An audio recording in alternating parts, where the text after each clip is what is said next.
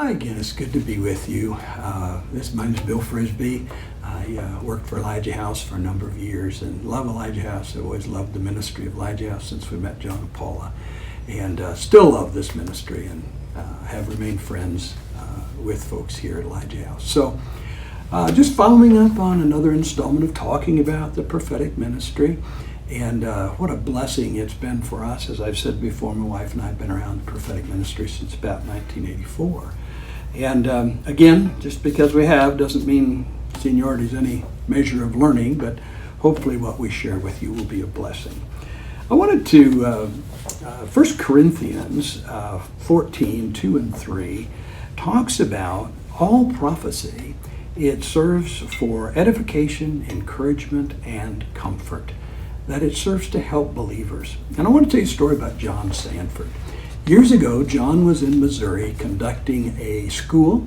I'm not sure Paula was with him. They usually travel together, but I'm not sure. This might have been even a camp. They were often involved in youth camps. And during the break, John loved to play hoops, and he's out on doing a little intramural game, and they're just having a pickup game and having fun.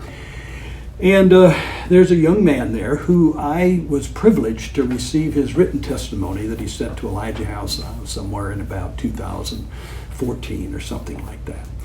And he's in the game, and John gets a rebound, and he stops, and he looks at the guy, and he says, "The Lord just told me to tell you, the Lord's going to dawn upon you in wonder." And the guy says, "What's that mean?" And John said, "Beats me." And they went back to playing.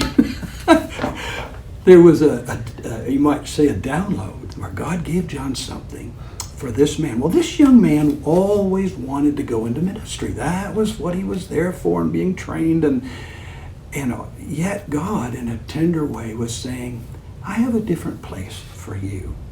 And the testimony letter, who I'm not revealing the name or anything of that nature, I don't have permission to do that anyway, but the story goes that in time, those dreams never materialized. But what did is a destiny in science.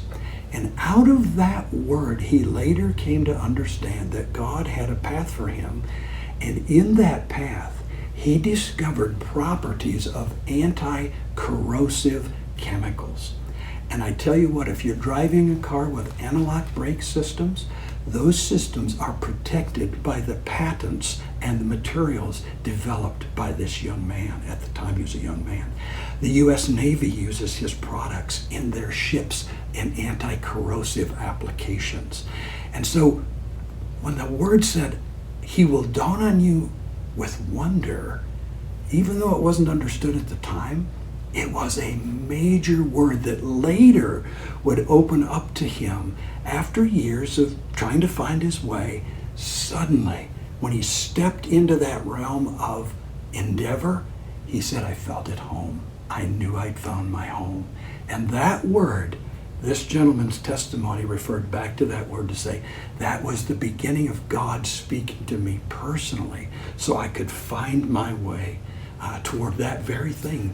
As Paul said, "I want to lay hold of the purpose for which Christ Jesus laid hold to me."